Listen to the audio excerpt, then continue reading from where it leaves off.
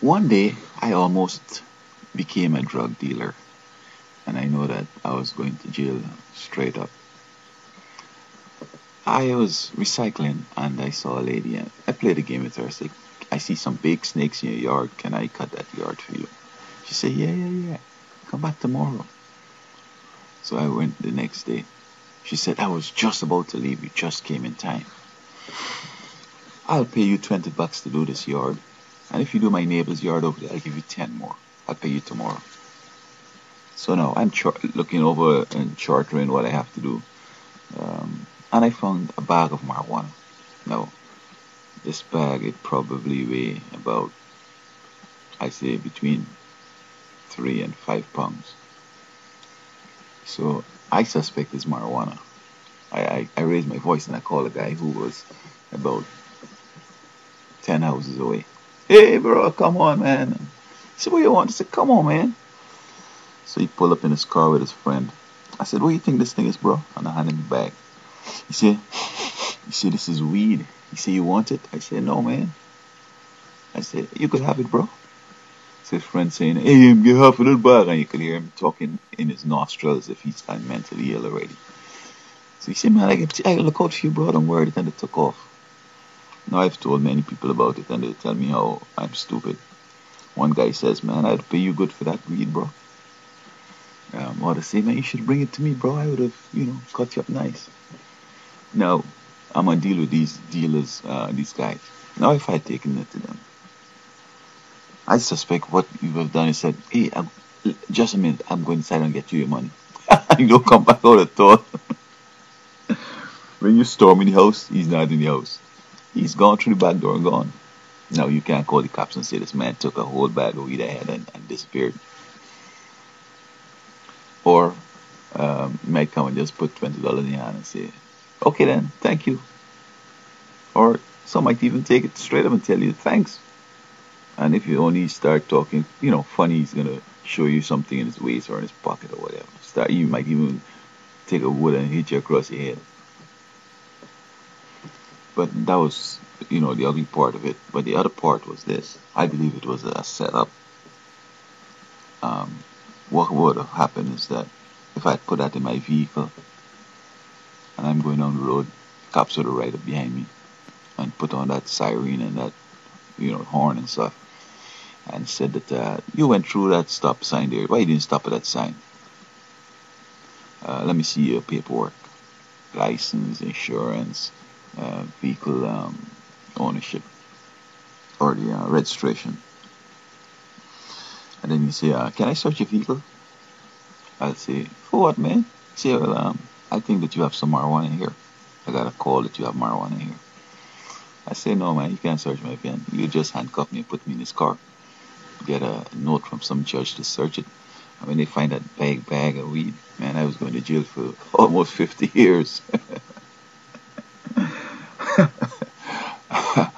This is the continuing theme. These fellas are trying to lock me up, man. I just have to be so careful. But it never dawned in my mind that I should even try to benefit from it, although I suspect it was something big. So tonight I'm watching Marijuana USA, and they're saying that an ounce of marijuana is worth about $200 to $500, and this bag weighed, as I said, between 3 and 5 pounds. So that's a lot of money there, bro. That would be some big bucks. But I don't mind if it were worth $1 million. I would not try that because I don't want to go to jail, man. Yeah, jail is a bad place to go. And even though people are using it medicinally and so on, that's not a business I want to get into. I will not open a marijuana pharmacy or dispensary. I don't care how much. I don't have any work. Oh, you could make a whole bunch of money selling the seeds and this marijuana. It's legal. I don't even care about all that. I won't even sell the cigarettes. Nor would I sell alcohol, and I'm not going to sell drugs. And what I find is that the people who are championing this business of selling medical marijuana, I believe they have a criminal mind. I think that they might have started using marijuana early so that they are desensitized to its illegality and its harm and so on started too young.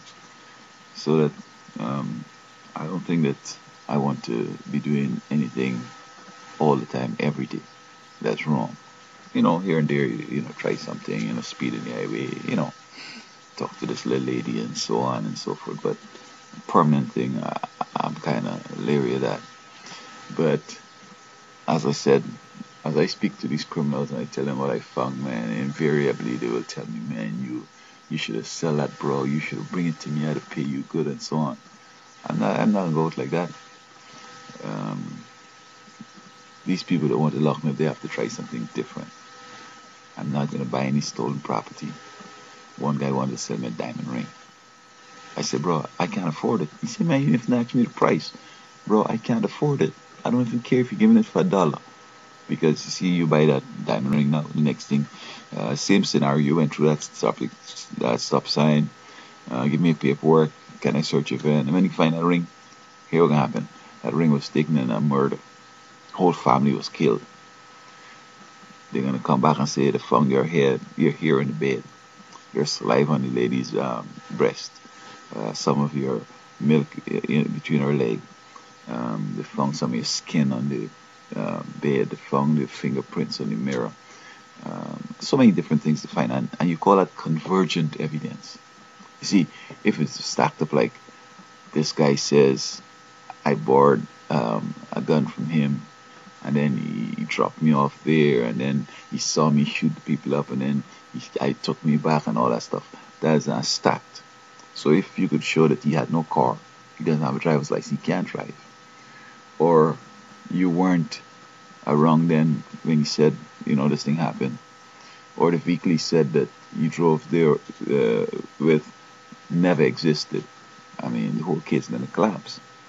But when they have your hair, your skin, your saliva, your semen, your fingerprints, oh Lord, all five, and they add on more, even if one and two fail, they have enough to get you convicted straight up, and that's the execution time. So, you just have to be so careful out here. But hey, I don't see why anybody would want to legalize marijuana for any reason. Taxes, jobs. I mean, you don't do evil to achieve good ends.